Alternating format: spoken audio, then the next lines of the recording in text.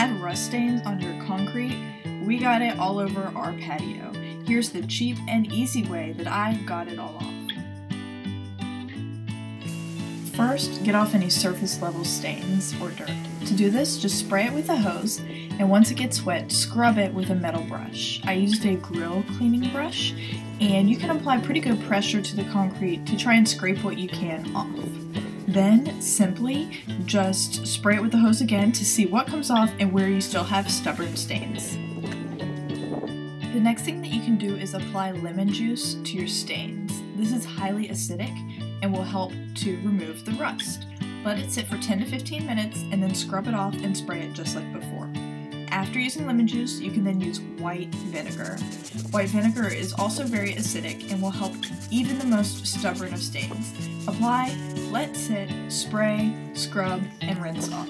Repeat. It takes a lot of elbow grease, but it's not specifically hard.